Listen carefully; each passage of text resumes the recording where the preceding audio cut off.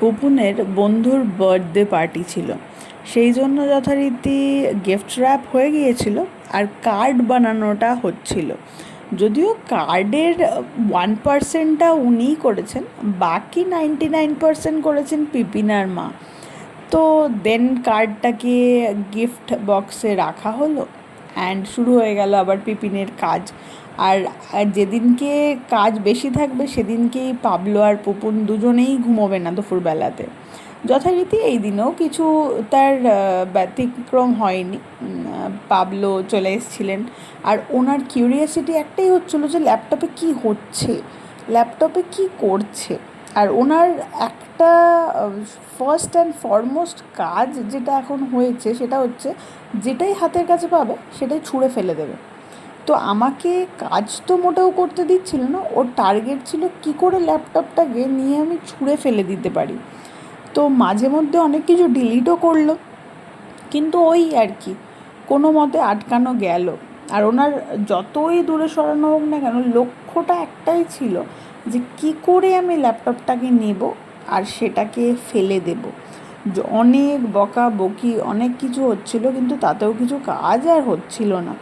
কথা তো শুনবে না, কারণ ও অলরেডি বুঝে গেছে যে বকাবকিটাই করছে, কিন্তু তার বেশি কিছু আর হবে না, পরক্ষণেই আবার আদরটাই আসবে। ওই জন্য বারবার সরিয়ে দেওয়ার পরেও ঠিক একভাবে তাকিয়ে রয়েছে ল্যাপটপের দিকে যে কী করে আমি ডিলিট করতে পারি, কিবোর্ডে হাত দিতে পারি, ফেলে দিতে পারি। আর আমি হয়েছিলাম মাঝখানে ব্যারিয়ার, কারণ একদিকে ছিল দিদিভাই পাজেল নিয়ে খেলা করছিল, একদিকে ভাই। আর দিদিভাইয়ের কাছে যেতে দিলেই ব্যাস, দিদিভাইয়ের পাজেলটাকে নষ্ট করা ছাড়া ওনার আর কোনোই কাজ থাকবে না। অগত্যা আমাকেই হতে হলো ব্যারিয়ার। আর এই যে শুরু হয়েছে একটু আদর পর্বও চলছিল। তার মেন রিজন একটাই ছিল যে আদর করে গিয়ে ল্যাপটপটাকে নিতে পারা। আর আরেকটাও এখন খুব ভালো স্বভাব হয়েছে আমাদের পাবলো মহারাজের, সেটা হচ্ছে যেখানেই জামা কাপড় পাচ্ছে ফেলে দিচ্ছে। আর যেখানেই জিনিসপত্র দেখছে, দেয়াল বা ডোর স্টপার, সেগুলো দেখলেই চাটার স্বভাব হচ্ছে। এই যে যেরকম এখন ও ডোর স্টপারটাকে গেছে গিয়ে চাটবে বলে। তো আমরা অনেক বকাবকি করছি, অনেক চেষ্টা করছি, কিন্তু তাতে কাজ কিছু হচ্ছে না। ওই যে বকছি, ঘুরে একটু দেখছে, হেসে দিচ্ছে, ব্যাস আবার পরক্ষণে ঠিক ওইখানেই যাচ্ছে, গিয়ে দেয়াল চাটছে, নাহলে স্টপারটাকে চাটছে। যে কী করে এই যে বাজে স্বভাবটাকে যে চেঞ্জ করানো হবে সেটা বোঝা যাচ্ছে না। আর এই দিদিভাই কিন্তু তার কাজ করেই যাচ্ছে। মেয়েটা আমাদের ছোটো থেকেই বড্ড বেশি শান্ত। ছেলের এক্সপিরিয়েন্স আমাদের ছিল না, কারণ বাড়িতে শুধু মেয়েই দেখেছি। পাবলো আসাতে বুঝতে পারছি যে বাবারে, ছেলেরা মানে সত্যি টর্নেডো হয়। আমরা একটা ছেলেকে সামলাতে, যার 1 বছরও হয়নি এখনও, মাথা খারাপ করে ফেলছি। কখন গিয়ে দেয়াল চাটছে, কখন গিয়ে জুতোর তলাটা চাটছে, কখন গিয়ে জামা কাপড় ফেলে দিচ্ছে। তো মাথাটা খারাপ হয়ে যাচ্ছে। শুধু আমাদের বলে না, ওর মায়ের তার 3 গুণ বেশি মাথা খারাপ হচ্ছে, কারণ আস্তে আস্তে যত বড় হচ্ছে তত ওনার ঘুমটাও কমে যাচ্ছে।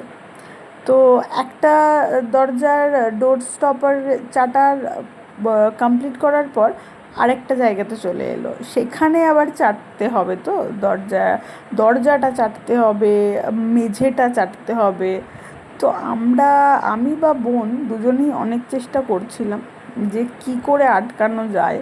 ওর দিদিভাইকে কোনো একটা জিনিস দিয়ে চুপ করিয়ে রাখা যায়, কিন্তু ভাইকে তো নেক্সট টু ইম্পসিবল। দেন যথারীতি দিদিভাই চলে গিয়েছিল বার্থডে পার্টিতে, আর আমি আর বোন বাবার কাছে পাবলোকে দিয়ে নিচে এসেছিলাম হাঁটতে।